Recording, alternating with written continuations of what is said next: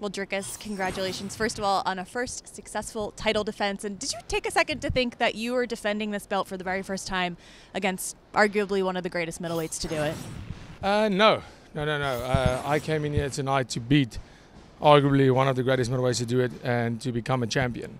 Now, like I said, when I walk out there, the belt's not mine. The belt's been taken. It's vacant. And for all realistic purposes, the belt belongs to him. The winner of that fight is the champion. So you're not a champion when that fight starts. Nobody's the champion. I have to fight for that belt every single time I'm in there. And that's what you saw tonight. I didn't fight like somebody wants to defend his belt.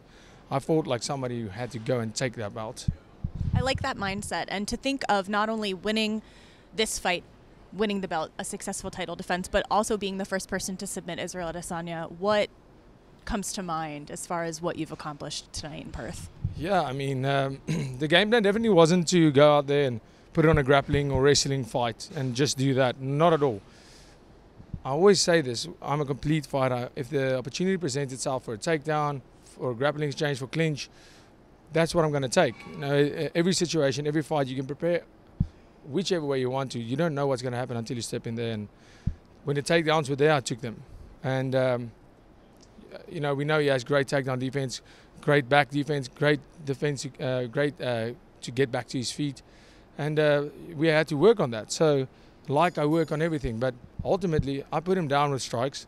I was in there in a mostly striking battle, which as soon as I rocked him a couple of times and I saw him go down, I knew, now it's time to go. I know I have that power, and the shot wasn't there. I got the takedown, and I could feel, it was that close to being giving up, and I landed a few hard punches, and the choke was there. I almost had in the second round.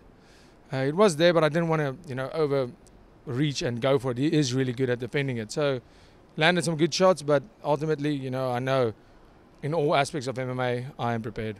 Between the attempt in the second round, which I was going to bring up, and the one that ultimately finished the fight, what was the biggest difference that you felt in the positioning? And was there something you learned from that first attempt that you were like, okay, next time if I have that position, I'm not going to make this mistake, or I'll make this adjustment? Yeah, I mean, I went in there for in the second round and surprisingly got pretty good position, landed the big shots, because when you're that close, he still had all the energy, he still had a lot of energy. He was both of us, so I didn't want to exert that energy to try and chase a finish that's not there. Landed some big shots.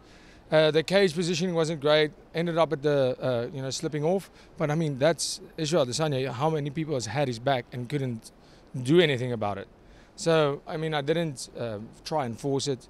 When I had in that fourth round, I could feel he was about to, because I put him down with strikes, and I could feel he was still rocked, tired. The constant pressure got to him, and I could feel he wanted to get out of there. And the man has a heart of a lion as well. But I could feel this is the time to go for it, because I've broken him down, that the finish was there. Despite the bad blood, having spoken to both of you so many times, and this week especially, there is respect at the foundation. And we saw that a little bit at the end of the fight, and even backstage you guys had some words. So what were some of the things that you were saying to Izzy, and what did he say to you? Yeah, absolutely. I mean, on a personal level, me and Izzy, we're not friends, 100%. And that wasn't the lie. It stays that way. We have respect for each other. I believe I have, but he's earned the respect, the things he's done in the sport. I believe after sharing that octagon with him, he now respects my ability as a martial artist. And that respect was always there. And he's earned that time and time again for what he's achieved in the sport. So that was always there. But, there's a different type of respect if you've gone through that kind of war with somebody. You just know this person has a... And I was speaking about the fire. The man still has a lot of fire in him, but my fire was bigger. When you think of what's next for you on this journey to building your legacy with every single fight, you're the champion. You do kind of get a little bit of a say in it. So who is it that interests you most to take on the challenge of next?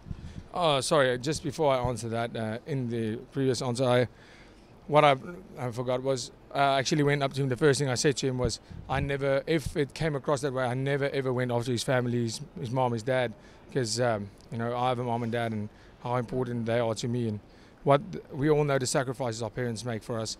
I never went after his parents, and if it came across that way, then I'm sorry. Everything else was fair game, but obviously he got emotional. You know, he paid tribute to his parents, which is fine. I never went after his parents, and I actually went to them. If it came across that way, it was never about that. It was never about that. It's you know, it's only respect for somebody's parents. So that was also something I addressed. But back to your question of who I want to fight next. You know, they said Strickland. I'm like, great, perfect. I'm 100% great. That's the next one. I heard Poatan made some, I don't know, he made a tweet saying he's back to 185.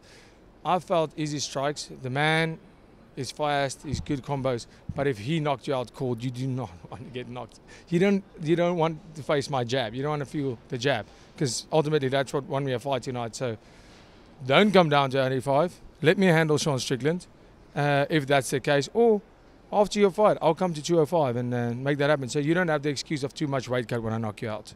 Okay, maybe a double champ status. But first, do you feel maybe another title defense down here at middleweight, and then if Alex retains the title, maybe a super fight between the two of you? Yeah, absolutely. I mean, the Sean Strickland fight looks, you know, there's a lot of people who want that fight, so let's do it. We love it. Well, Dricus, we can't wait to see you back. Congratulations once again. Thank you so much.